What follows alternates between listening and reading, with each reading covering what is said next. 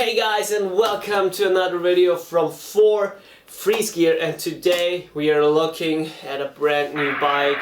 It is the 2018 Canyon Strive CF 9.0.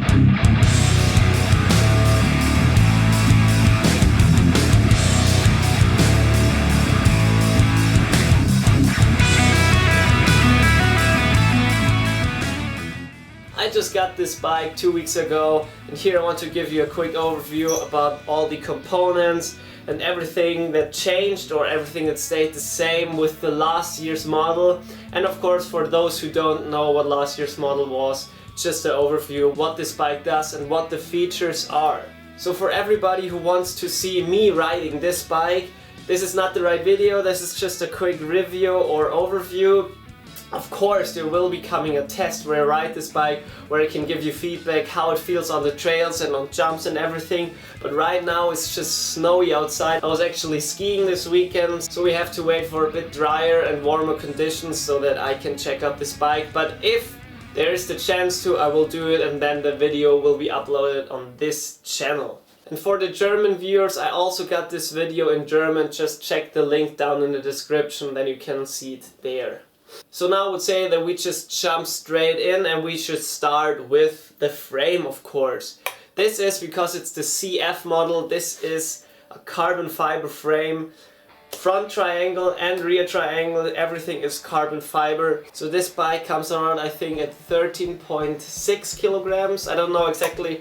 Here I'll show you the exact data. Some things changed in the frame to last year's model. In the back, for example, we now got the boost technology. So basically the gap here became a little wider. That allows the manufacturer of the wheels to get the spokes in a bit more an angle. So that means that if we have side impact on the wheel just performs stronger. The same we got in the front, but we will come to that later if we talk about the fork here. Then of course, for those who don't know, this frame has the shape shifter system. This basically means that we can adjust the geometry on the fly. All we need to do is press this lever, and then there are two modes. We can be in uphill or cross-country mode, or we can go in the downhill mode, as you can see here. So what this does, it changes the head angle from 66 degrees, which is downhill mode, 1.5 degrees, so to 67.5 degrees in cross-country mode. I mean, that doesn't sound like a lot, but if you're on the bike you can really tell the difference. Also, the seat angle gets steeper, which is of course good for climbing up. But there's one more thing that changed, and that is the amount of suspension in the back. In downhill mode you got 160 millimeters, but in cross-country mode it's just 135 millimeters. So that basically means we don't change the shock here, we don't change the pressure in the shock, but we have less amount of travel. So that means that this whole system gets stiffer, because even if we lock out, there is still some movement in the rear shock, of course. But if we change it from 160 millimeters of travel to 135, this whole system just gets a bit more stiff. So that means that we should get even better performance on climbs. The whole thing with the switch, at first it might seem a little different to change the modes, but if you're on the bike and actually did it once, then it's really easy and intuitive, so there shouldn't be a problem for you guys. Then I think we should just jump to the suspension, and we should start with the forks here, because this is the Fox Float 36 Factory Series.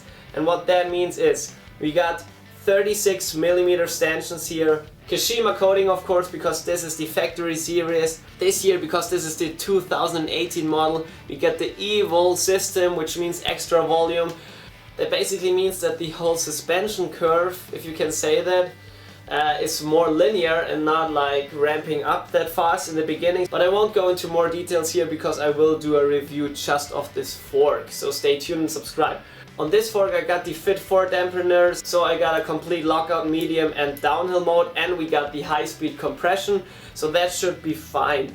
But also what changed here with the 2018 model, as I said before, is we got the boost technology. So the axle width here is not anymore 100 millimeters, but it is 110. And as I said before, the spokes can go in more of an angle to the rim, and that means that if we have side forces on the wheel should be stiffer, which is always a good thing. So then we should go to the rear shock. Here we got the Fox DPX2, also factory series, so that means Kashima coating as well. So we got this nice extra volume here as well, and all the other features. Of course, because it is a factory series, there are lots of dials and a lot of things you can change, but there is a complete lockout as well. For more information, there will be a video coming soon if I can hit the trails. So that's it with the suspension. So I would think we should jump to the brakes, because here we got something new as well. Because we don't have anymore as last year the SRAM Guide RS or RSC, but this is really a new SRAM brake, and this is the SRAM Code RSC. This basically means we have 4 pistons here, so the braking power should be super good. But also the Bike magazine already tested this brake and they gave them top notes, so I think these brakes are really good.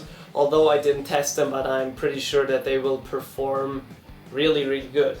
We have a 203mm disc rotor at front and 180mm at back, which kind of makes sense. Also, of course, we got the RockShox dropper post, but I think we don't have to talk about this anymore because this is pretty standard now with enduro bikes. This is the RockShox Reverb Stealth to be exact. Then we also got the Ranthal Fat Bar and I think a 50mm stem. The handlebars are 780mm wide. For me, I think that will be a bit too wide, so we'll cut it to like 760 or so, just because I'm not that tall of a guy. And I think just 780 is a bit too stretched out for me. And now we will talk about the wheels, and here we can see why this is really not just a usual good bike, but a really good or pro bike, because there are some things that they tweaked where you can see that they really put some thoughts into it.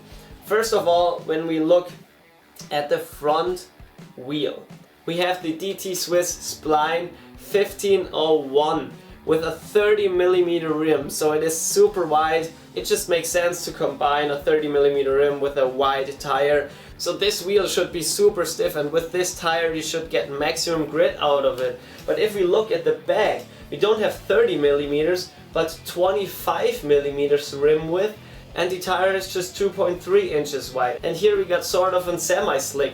So that basically means, because the tire and the rim are not as wide as in the front, this also combines really well. But also in the back wheel doesn't usually get that much side forces as the front wheel does. So that means we can get away with a slimmer rim and a slimmer tire. And also what it means, if we have the semi-slick here, we still have huge and big side knobs, so in the corners there should be no problems. But if we are going uphill or just rolling along, then we are on this middle section of the tire here, which should be really fast rolling. So this should give us a smaller amount of rolling resistance, because as always with an enduro bike you still want to go uphill. But also, if we talk about the wheels, we have to talk about the hub sound. And this bike has a pretty crazy hub sound, I can tell you.